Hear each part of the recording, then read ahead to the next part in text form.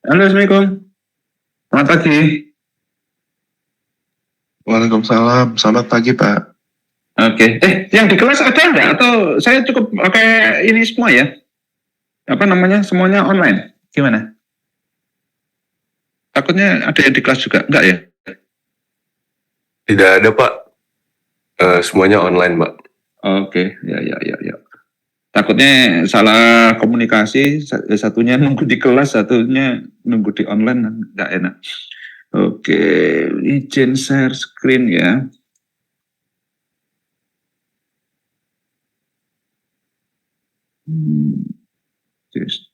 Bentar, di mana?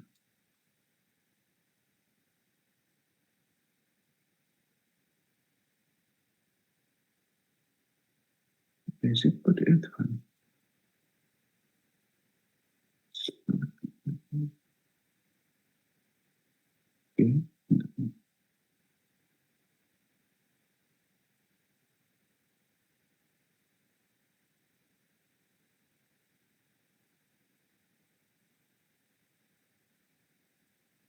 Oke.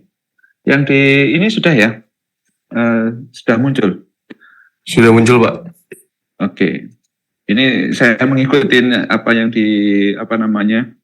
diinfokan Pak Adi ya. Ini adalah slide-nya. Saya kemarin minta ke Pak Adi. Saya hanya melanjutin aja dulu. Jadi dari tujuan daripada proses kenapa kita melakukan machinery dinamik ya, ini lebih cenderung kepada proses umum untuk proses umum untuk menentukan kegiatan untuk proses machinery dinamik seperti itu. Jadi ini sebenarnya kuliah ke-5 tapi ini menjadi di awal seperti itu. Ini belum disampaikan oleh Pak Adi ya, yang untuk purpose dan struktur daripada machinery dinamik ini. Belum, Pak. Belum ya? Belum, Pak. Oke.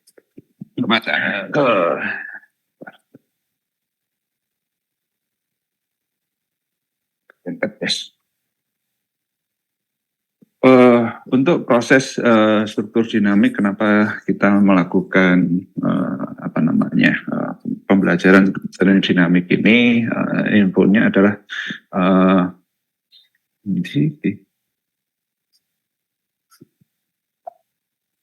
sebentar.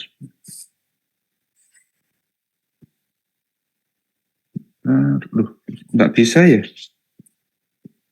Oh, sorry. Nah, salah satunya adalah untuk proses mendesain di machinery dinamik ataupun engineering room layout seperti itu. Di dalam proses mendesain Anda akan berhadapan atau bersentuhan dengan beberapa equipment.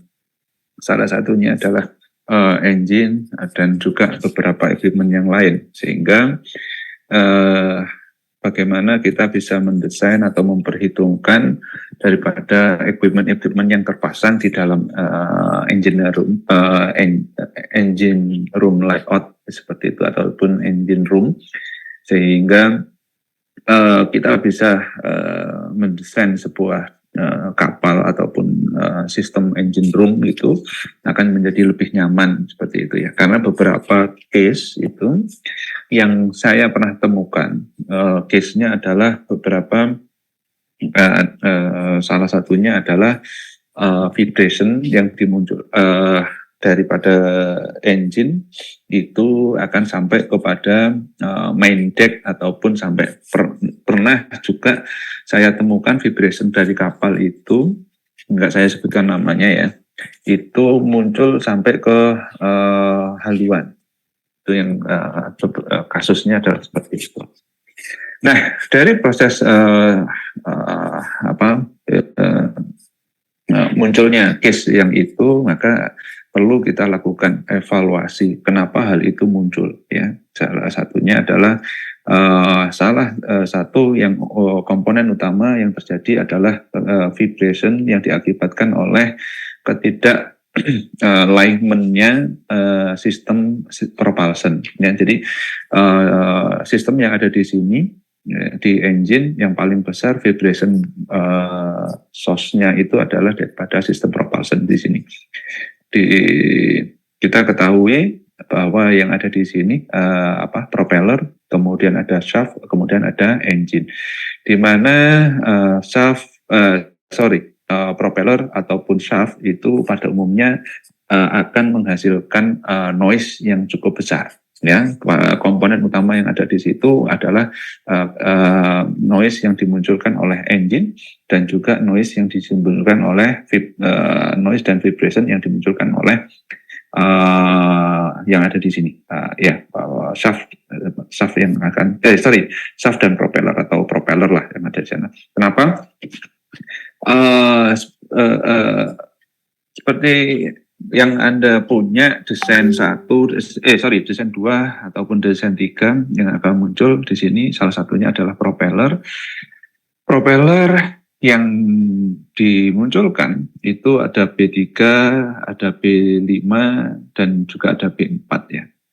Nah, seperti yang Anda ketahui ketika Anda memilih propeller, dengan jumlah daun 3 dan jumlah daun 5 akan memiliki karakter atau kelebihan dan kekurangannya masing-masing seperti itu. Sehingga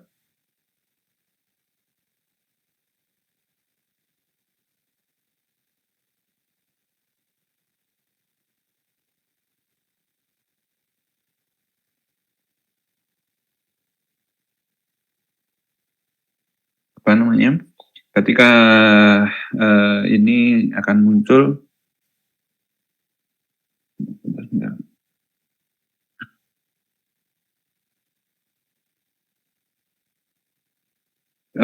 ketika akan muncul di sini beberapa yang dimunculkan. Jadi karakter itu ada B5, ada B4 dan B3.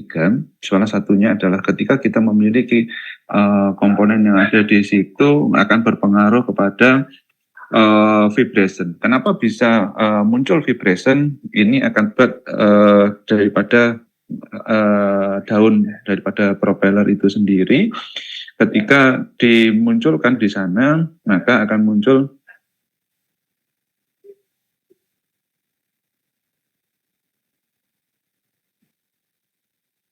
bentar. Jadi seperti ini.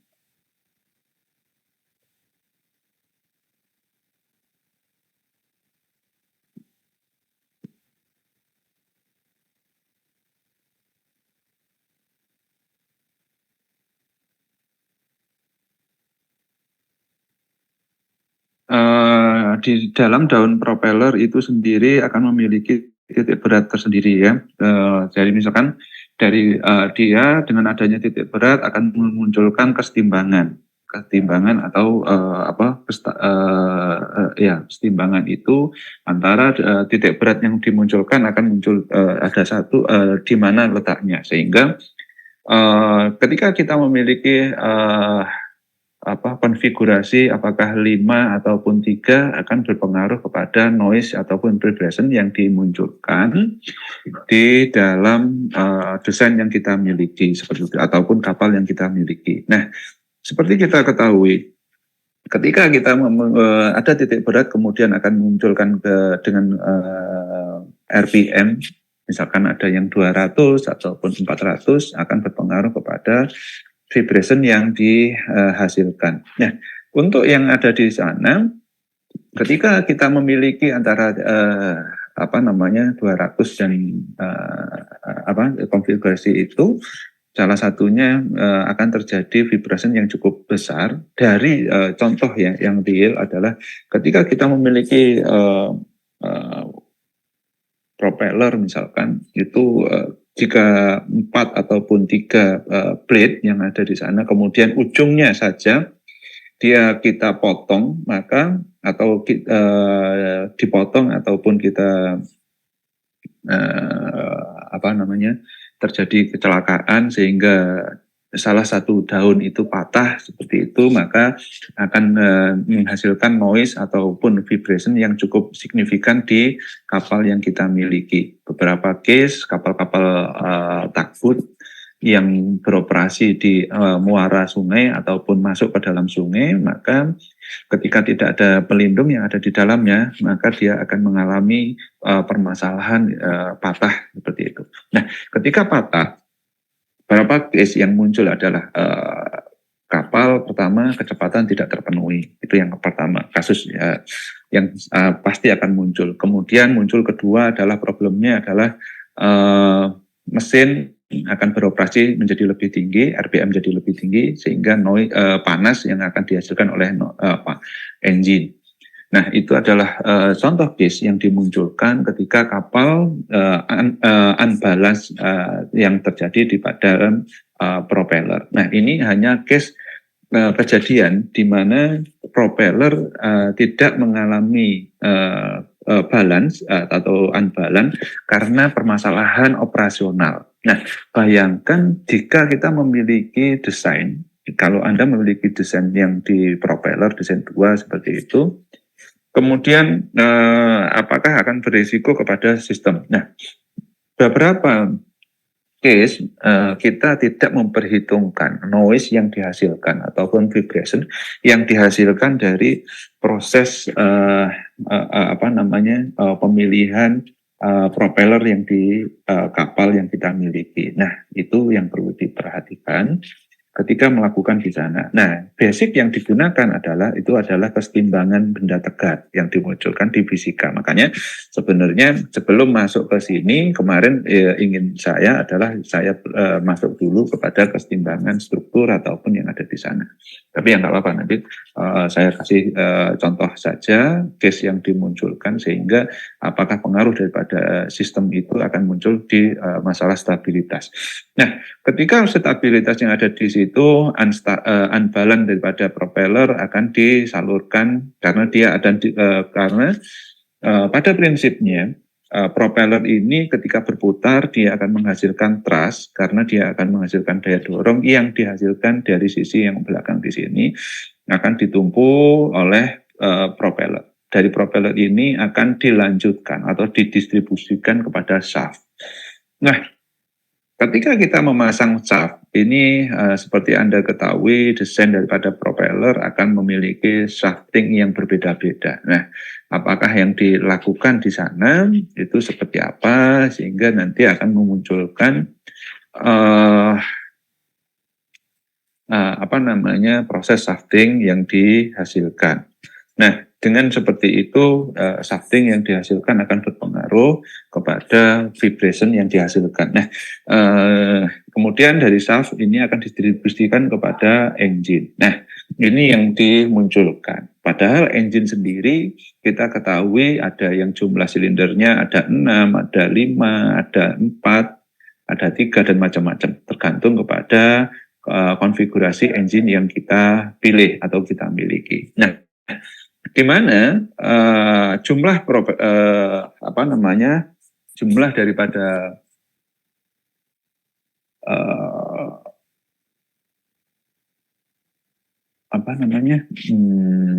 piston itu akan menghasilkan vibration yang berbeda antara konfigurasi 3 silinder dengan 4 silinder itu akan memiliki dampak vibration yang berbeda. Antara 4 dengan 5 dan 3 dengan 5 juga akan memiliki tingkat vibrasi yang berbeda. Nah, dengan kondisi yang ada, maka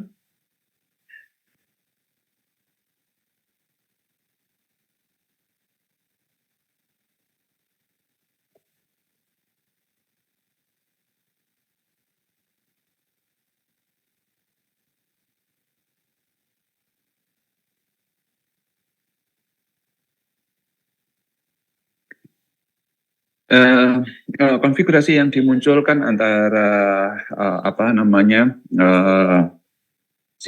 silinder liner ataupun piston yang dimiliki daripada ini akan berkondisi. Nah, seperti kita ketahui antara vibration satu dengan yang lain, misalkan yang di sini engine, kemudian ini ada propeller, ketika terjadi resonansi, ya, ini adalah di basic fisika seperti itu, maka resonansi yang dimunculkan oleh vibration yang di engine dengan yang ada di propeller, ketika dia mengalami resonansi maka vibrasinya akan lebih tinggi. Nah, proses itu jika penanganan daripada sistem vibration dan noise yang dimunculkan di sistem shafting yang ada di situ, maka noise ataupun vibration yang dihasilkan oleh sistem propulsion akan lebih tinggi lagi karena adanya proses resonansi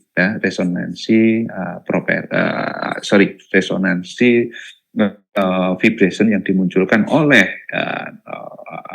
secara nature oleh propeller dan secara nature oleh engine. Jika dua source daripada propeller ini, dua source daripada noise itu mengalami frekuensi yang untuk sama ataupun sehingga dia akan menghasilkan resonansi yang tinggi.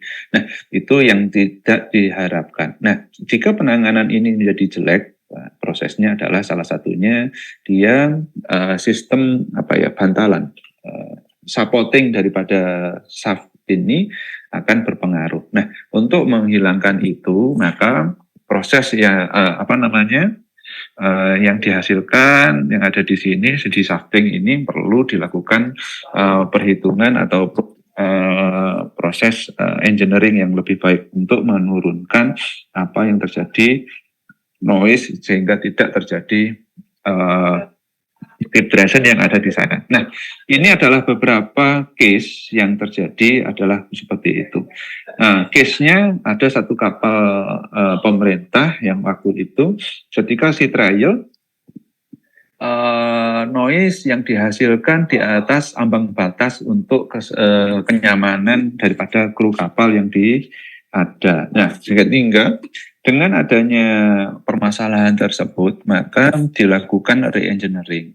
Itu adalah salah satu kasusnya yang ada di sana, sehingga support system yang ada di shafting itu dilakukan perubahan. Nah, ini adalah beberapa yang terjadi di sana sehingga dilakukan perubahan untuk mengurangkan. Karena apa? Salah satunya selain vibration dan noise, dia akan menghasilkan panas yang lebih besar.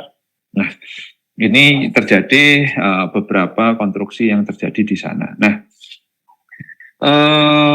kenapa di sini tadi judulnya adalah masalah struktur?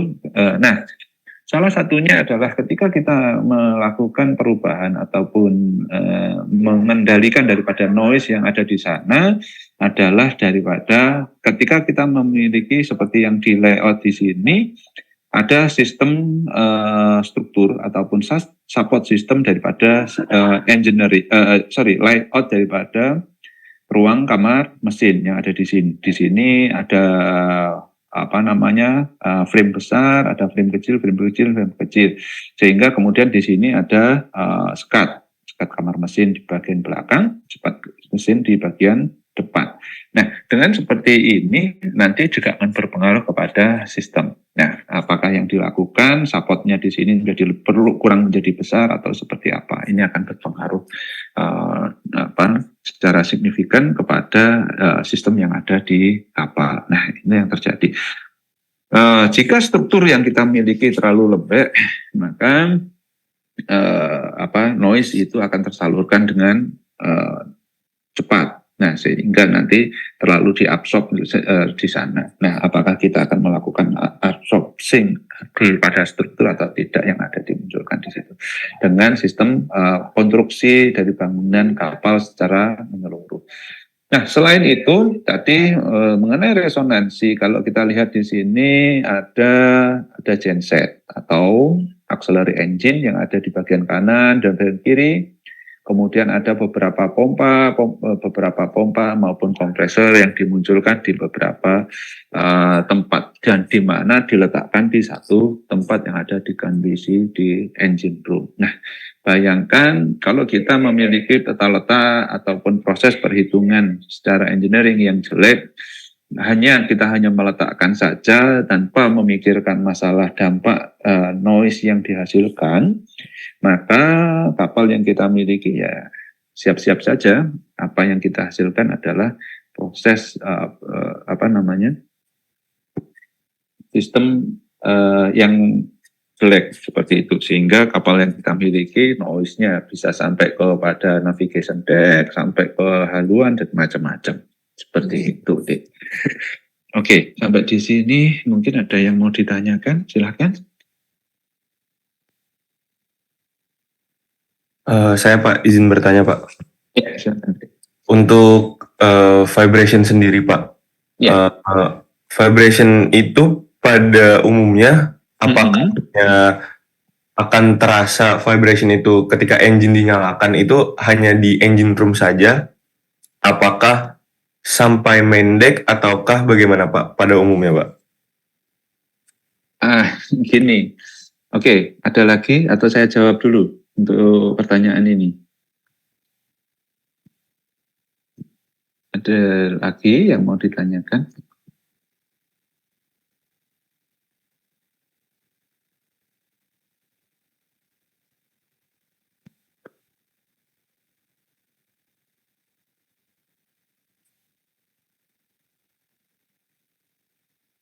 Oke, kalau tidak ada saya jawab ya. Gini deh, kalau kita sampaikan pada umumnya ataupun lazimnya seperti ini akan susah ya judulnya. Kalau judulnya adalah pada umumnya gitu. Sorry, saya katakan untuk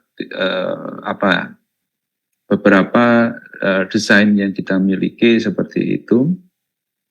Ini urusannya ataupun korelasinya adalah dengan konstruksi. Nah, proses konstruksi biasanya kita hanya mengacu kepada kelas, di mana kelas ini hanya mengatur kepada seberapa kuat yang diinginkan dari konstruksi kapal yang dibuat, gitu ya.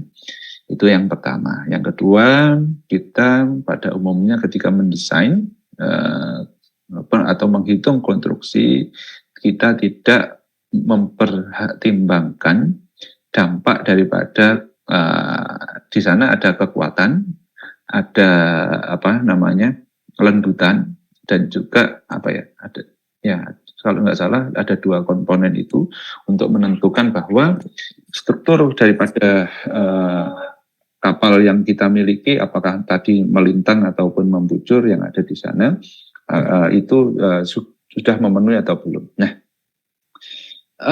beberapa case dengan alasan bahwa kelas yang kapal yang kita miliki adalah sudah comply terhadap kelas, maka vibration yang dimunculkan itu tidak diperhitungkan. Itu yang saya melihat dari sisi konstruksi. Kemudian kenapa saya bilang seperti itu, beberapa galangan yang kita miliki itu lebih cenderung mengatakan hal yang terjadi seperti itu. Akan berbeda kalau kita melihat kapal-kapal yang dibangun oleh Eropa. Dia memiliki vibration yang lebih bersahabat terhadap kenyamanan pengguna seperti itu. Dari ini adalah beberapa case kapal-kapal yang dibangun di Indonesia dengan kapal yang pernah saya tumpangi dari kapal yang meskipun kapal bekas yang dihasilkan dari Eropa akan menghasilkan seperti itu. Nah, itu adalah seperti itu. Nah, untuk vibration sendiri di kelas sebenarnya tidak begitu memperhitungkan untuk ke sana. Yang muncul adalah batas maksimum daripada noise yang dihasilkan itu mengacu kepada peraturan OSHA kalau tidak salah, sehingga apakah kenyamanan orang bekerja untuk 8 jam atau 12 jam atau 10 jam untuk bekerja di sana itu adalah beberapa, itu yang dimunculkan. Tetapi pada umumnya nanti orang-orang yang bekerja di sana akan teriak-teriak, ini kapalnya noise-nya tinggi dan yang lain-lain. Biasanya hanya seperti itu. Tetapi tidak pernah ada untuk mengatakan bahwa ini noise-nya harus segini, seperti itu. Itu yang belum dimunculkan di dalam peraturan yang saya baca atau saya temuin di lapangan ketika kita mendesain kapal. Nah, itu sebenarnya bisa kita absorb, kita reduksi daripada kekuatan dan material yang digunakan untuk yang ada di tipe kapal di sini. Sebagai contoh saja, ini ketika kita memilih material yang kita gunakan ya, salah satunya adalah plat yang kita pasang yang ada di kapal. Oke lah, nggak saya sebutin lah ya, tapi saya pernah mendapatkan di kapal Sabuk Nusantara itu saya menemukan 2 antara ini, tapi dia dibangun satunya plat dengan merek perusahaan perusahaan yang sudah besar, yang satunya dari ada yang impor, ada yang sama-sama kelas, tapi ada yang dibangun oleh perusahaan yang kurang bonafit seperti itu. Sehingga kemampuan untuk secara kelas dia sudah memenuhi aturan, tetapi secara kekuatan ataupun chemical properties yang dimunculkan itu berbeda. Nah, permasalahannya adalah ketika kita memanjang sistem shafting yang memanjang sampai seperti ini, maka ketika terjadi defleksi ya, defleksi untuk yang ada di bagian belakang di sini, kemudian yang di sana, sehingga kill deflection-nya itu sangat signifikan terjadi, maka shafting yang awalnya itu kita sudah lakukan match dan alignment yang ada di situ, maka akan mengalami deformasi. Nah, dengan adanya deformasi ini, maka akan berpengaruh kepada sistem ataupun shafting yang kita miliki. Nah, ketika misalignment atau terjadi deflection, maka di situ akan muncul noise dan vibrasinya akan lebih tinggi seperti itu. Ini karena dampak daripada pemilihan material yang kurang tepat, ya seperti itu, Dik. Oke, mungkin itu, Dik, yang jawaban saya. Baik, Pak. Ada yang lain lagi? Silakan. Izin bertanya, Pak. Silakan. Pak, untuk jadi kan apakah dalam menghitung struktur itu, kekuatan struktur, kita perlu, kan ini kalau beresonansi itu kan dia nanti akumulasinya kan menjadi besar ya, Pak? Ya, betul. Artinya seluruh device atau seluruh pemesinan yang menghasilkan vibrasi besar di ruang mesin itu mesti kita pertimbangkan, Pak, dalam mempertimbangkan kekuatan struktur. Apakah seperti itu, Pak? Sebentar. Oke. Ini saya nggak bisa coret-coret, nggak apa-apa deh. Jadi gini, salah satu yang kita lakukan sebenarnya ketika kita melakukan struktur analisis gitu, sebenarnya akan berpengaruh kepada itu ya, ketika kita melakukan, apakah kita melakukan struktur kita bukan hanya kuat, tetapi dampaknya daripada yang kita desain seperti apa. Itu salah satunya adalah menurunkan vibration. Selain itu, vibration sebenarnya bisa kita turunkan ketika kita memiliki kalau Anda memiliki de-shafting ini panjangnya 6 meter, taruhlah seperti itu ya, 6 meter atau 9 meter yang Anda miliki. Dari poros propeller, dari propeller sampai ke engine kira-kira sampai berapa. Nah, misalkan sebagai contoh saja, Anda kan sudah memiliki desain 2 ya? Iya, Pak. Nah, di sana berapa jumlah bantalan yang Anda pasang untuk shaft yang Anda miliki? Saya pakai 1, Pak. Pakai 6 meter, Pak. 6 meter ditampang oleh 1. Ya, itu Oke. Nah, ini kalau saya mungkin ya, silakan dibayangin saja. Jika panjang 6 meter hanya ditumpu kanan dan kiri, kemudian hanya ada support di tengah 1, kira-kira kalau itu saya pasang 1 dengan yang satunya 3, kira-kira shafting ini resiko terjadinya defleksi akan lebih besar yang mana? Itu yang 1, Pak. Nah, yang 1 kan. Nah, jumlah tingkat defleksinya antara tingkat defleksi yang dimunculkan itu berapa. Nah, itu yang akan terjadi. Jika bayangkan Anda bermain bermain tali ya, dia. Nah, kalau Anda lihat anak-anak kecil bermain tali seperti itu, berputar, yang satunya dipegang kanan, yang satunya dipegang kiri, ada 2 anak berputar, kemudian yang tengah loncat-loncat seperti itu. Nah, jika terjadi, kira-kira kalau jaraknya dipanjangkan dan yang lain-lain, nah itu yang terjadi. Kira-kira contoh kecilnya adalah seperti itu. Nah, bayangkan kalau itu terjadi pada sistem shafting yang Anda miliki, dia tidak hanya menumpu daripada sisi bukan hanya menghasilkan akan mengabsorb daripada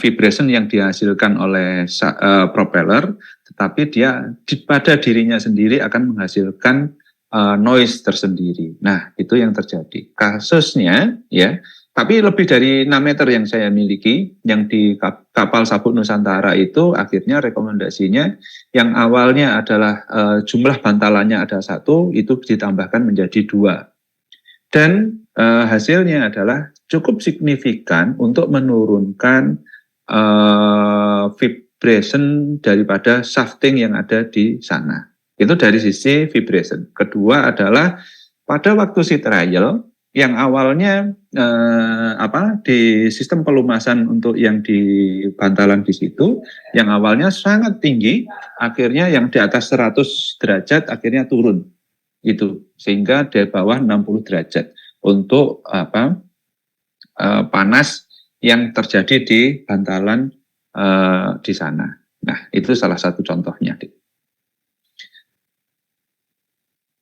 Oke. Terima kasih, Pak. Tetapi saya juga memiliki case yang lain, kapal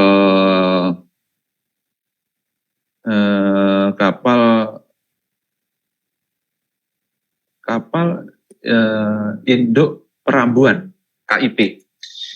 Itu noise-nya dia sampai di noise kapal, noise dan vibration kapal itu sampai ke navigation deck awalnya untuk produksi di PTA gitu kan. Kemudian karena dia paralel, kemudian yang di PTB dia melakukan re-engineering di dalam penentuan struktur, ya. Struktur yang dimunculkan yang ada di sini dilakukan perubahan besaran daripada struktur yang ada di ini jumlah struktur yang ada di sini, jarak antara frame besarnya dilakukan perubahan, kemudian jarak dan jumlah frame besar itu dilakukan perubahan atau peletakan frame besar itu dilakukan perubahan. Yang awalnya ini misalkan 5 frame besar muncul 1, itu mungkin dilakukan di sini frame besar, yang di sini juga dilakukan frame besar, sehingga di perusahaan B yang dibangun di perusahaan B itu signifikan. Jadi hanya vibration ini hanya diterima atau hanya bisa dilokalisir sampai di ruangan kamar mesin saja, tidak muncul di ruang navigation. Sehingga yang awalnya kalau kita meletakkan kopi itu di ruang navigation, dia akan vibration sangat besar sekali. Kalau untuk di PTB itu vibration tidak muncul. Gelas air yang ada di sana dia lebih relatif tenang. Nah, itu adalah salah satu contoh kita melakukan evaluasi mengenai apakah kapal kita memiliki vibration tinggi atau tidak. Nah, dengan kondisi yang seperti itu, bukan ya kita menjadi kalau di PTA lebih baik, PTB lebih baik daripada di PTA, tapi PTB yang saya lihat adalah seperti ini. PTB mau belajar dari PTA dengan kekurang maksimalan produksi yang dihasilkan, dievaluasi, dilakukan re-engineering sehingga menghasilkan kapal yang lebih nyaman dan bisa diterima oleh kru kapal seperti itu, sehingga ketika kru kapal melakukan pelayaran akan lebih nyaman. Itu dua case yang berbeda mengenai sistem propulsion. Yang satunya dia melakukan adjustment untuk jumlah bantalan shaft, ada yang seperti itu. Yang satunya adalah melakukan perubahan struktur yang ada di sana. Meskipun sebenarnya dari sisi yang lain, engine maker pasti akan memberikan beberapa solusi-solusi. Salah satunya adalah menambahkan truss block yang ada di sana untuk melakukan damping terhadap propeller ataupun vibration yang dihasilkan oleh propeller. Seperti itu. Oke, ada lagi yang mau ditanyakan atau didiskusikan, silakan.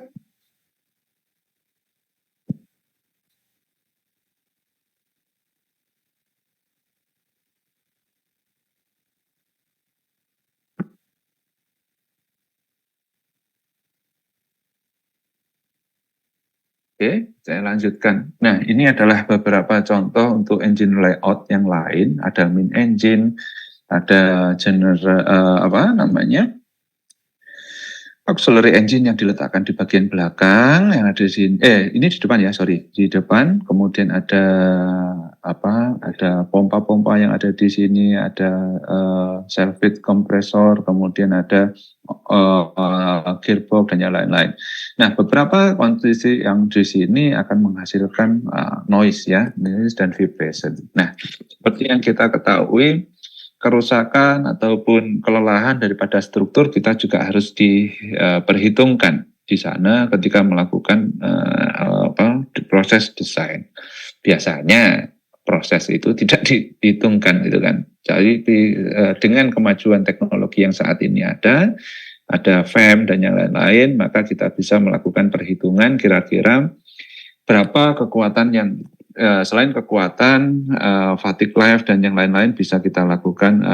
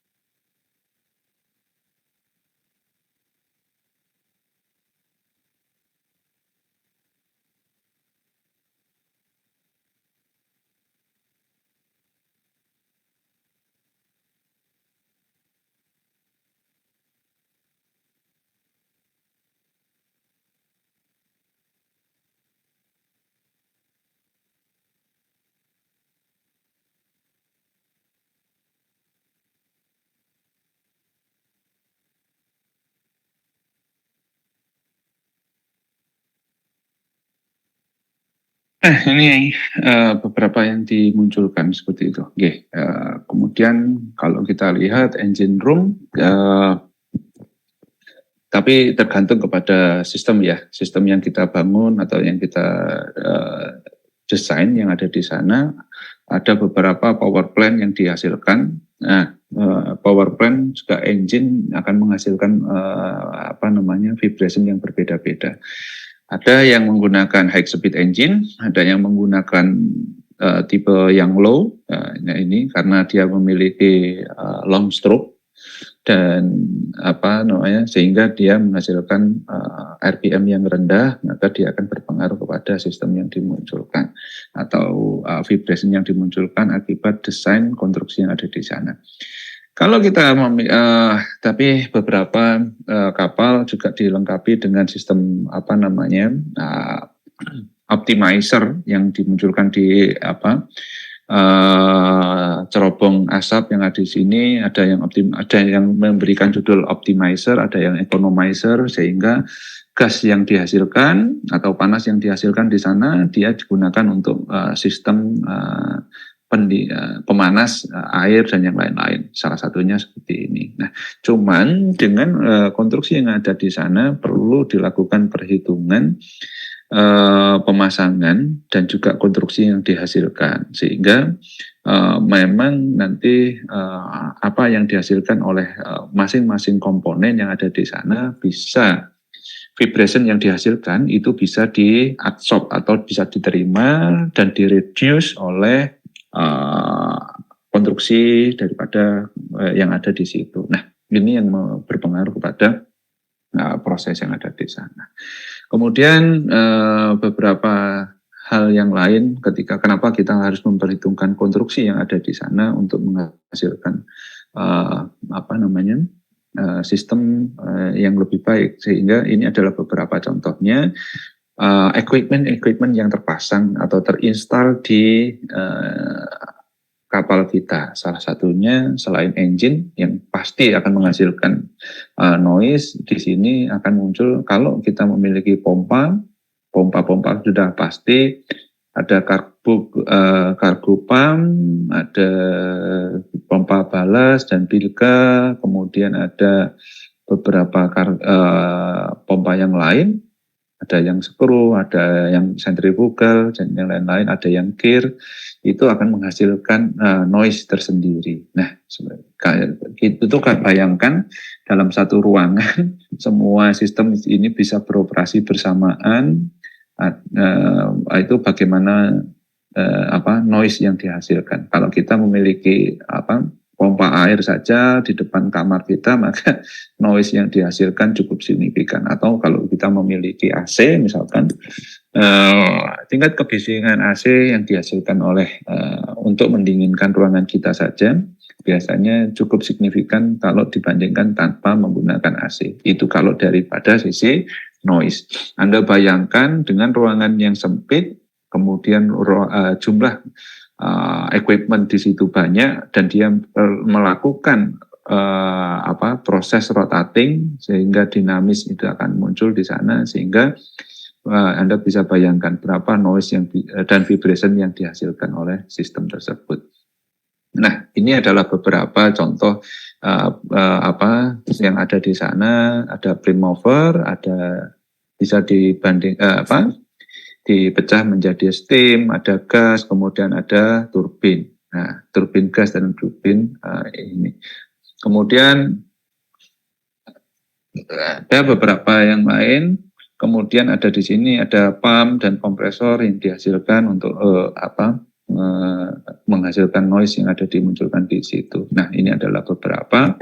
Kemudian ada beberapa perlengkapan yang ada di ruang kamar mesin, ada drill, kemudian ada milling dan yang lain-lain yang ada di sana. Sehingga jika bisa beroperasi bersama, maka dia akan menghasilkan noise dan vibration yang cukup signifikan di kapal yang kita miliki. Nah, ini adalah beberapa, makanya tujuan dilakukan dynamic masonry ini adalah bagaimana kita mendevelop daripada sistem yang kita miliki, sehingga kita akan lebih nyaman untuk beroperasi di sana. Nah, ini adalah beberapa problem yang terjadi. Ada torsional vibration, kemudian ada ada torsional vibration, ada bending vibration, ada turbin, komponen, dan yang lain-lain. Nah, untuk yang di awal tadi, untuk yang di torsional vibration, ada beberapa yang terjadi karena di ini ada engine, kemudian ada, kali ini adalah engine dan tipe-tipe engine dan turbin yang terjadi. Nah, kalau kita lihat, tadi seperti yang saya sampaikan di awal, bahwa kalau kita memiliki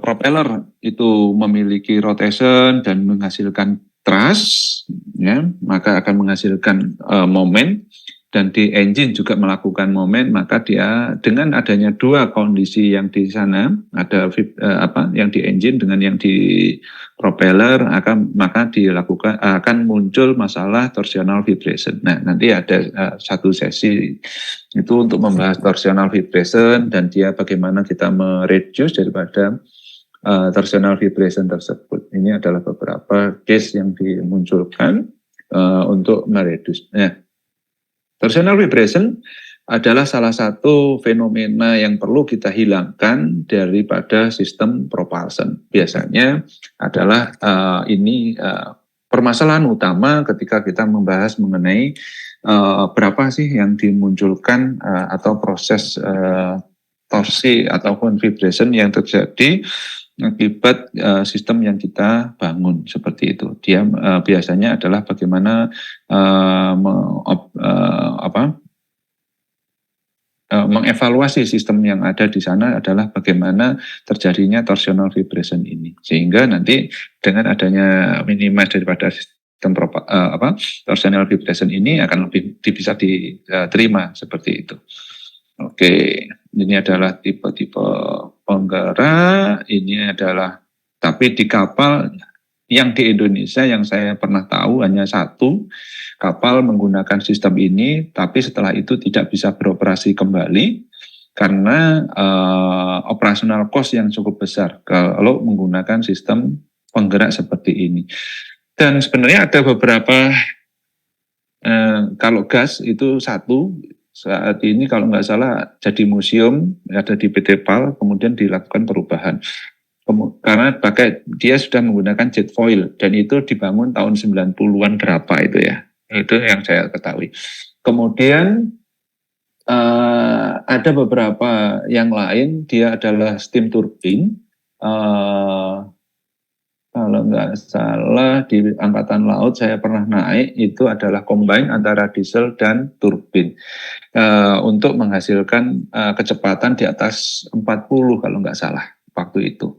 Tapi sekarang kapal itu apakah bisa beroperasi secara sempurna atau tidak, saya tidak tahu karena saya nggak mengikuti pergerakan kapalnya yang dimiliki. Tetapi saya pernah naik karena pernah diinformasikan bahwa kapal ini adalah menggunakan tipe ini dan tipe ini sehingga kecepatan yang diinginkan itu bisa terpenuhi. Ini yang saya baca adalah seperti itu.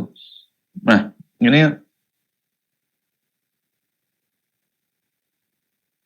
beberapa yang harus kita pikirkan untuk mengenai masalah masonry yang ada di sini. Ya, paradigma adalah high performance.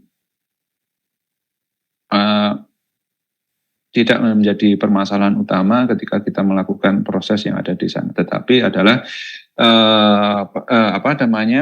yang perlu kita perhatikan dalam mempelajari ini adalah dengan performa yang tinggi, ya, bukan hanya masalah power dan yang lain-lain, tetapi juga akan berpengaruh kepada durability, struktur dan yang lain-lain. Ini yang perlu kita perhatikan adalah struktur analisis ketika kita melakukan yang ada di sana. Karena mungkin struktur yang kita desain itu mampu menahan beban yang tinggi ataupun kita melakukan impact yang besar, tetapi dia periodenya adalah cukup jauh, atau misalkan dia seperti dihantam sekali, kemudian 1 jam lagi baru dapat hantaman lagi, 1 jam lagi bisa mendapatkan hantaman lagi, itu akan dampaknya terhadap konstruksi yang kita miliki akan berbeda kalau bisa dia memiliki mungkin impact-nya tidak terlalu besar, tetapi memiliki frekuensi yang banyak.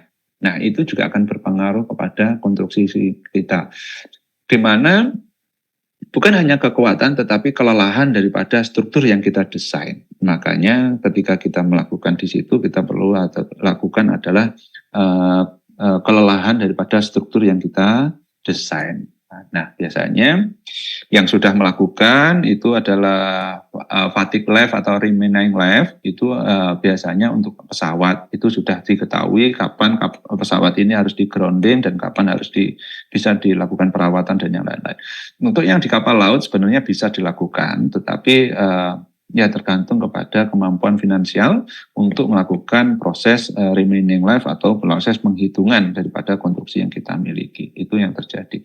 Nah, ini adalah beberapa dinamik yang masonry. Ini ada design problem, bisa dilakukan problem definition, kemudian nanti akan dilakukan percobaan dan kemudian rule seperti apa. Nah, ini adalah beberapa dari desain, kemudian ada mechanical problem, ada mechanical problem kita selesaikan atau sehingga akan muncul mathematical solution, kemudian ada mechanical solutionnya seperti apa, kemudian bisa muncul desain dan solusinya seperti apa. Ini adalah beberapa contoh kita untuk mathematical model, problem dan mathematical solution itu bisa diselesaikan dengan software.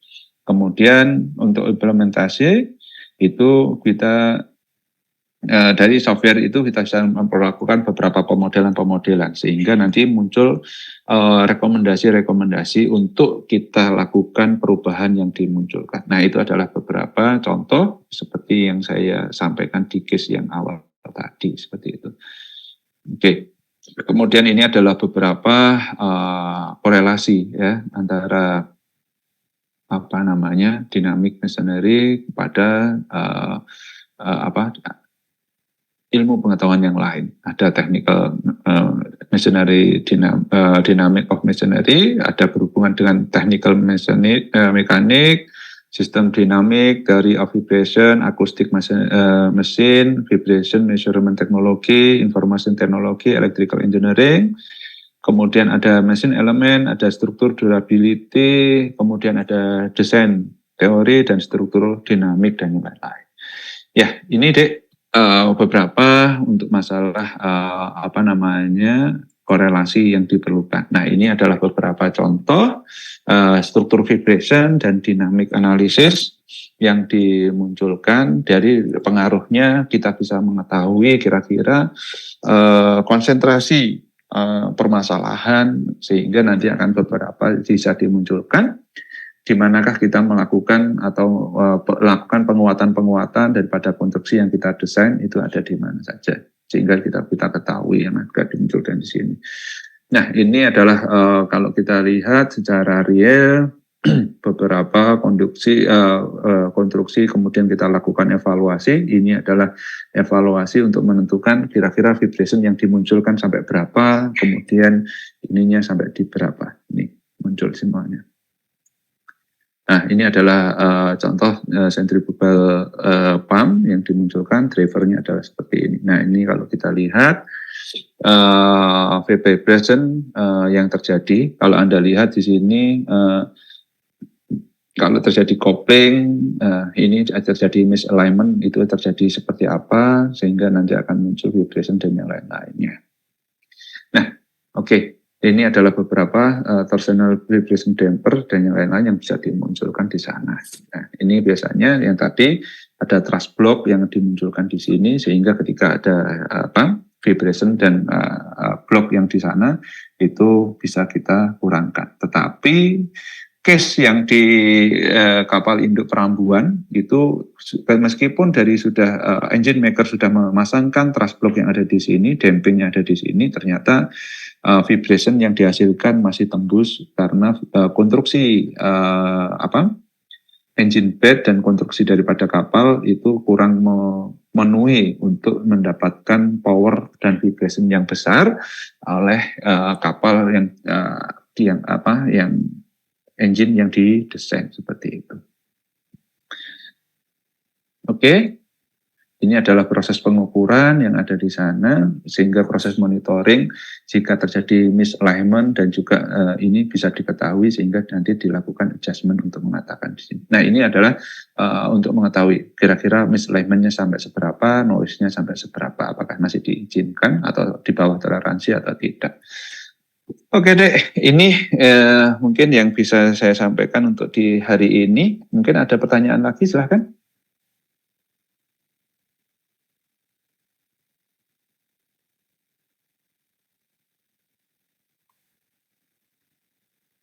Oke, ada pertanyaan?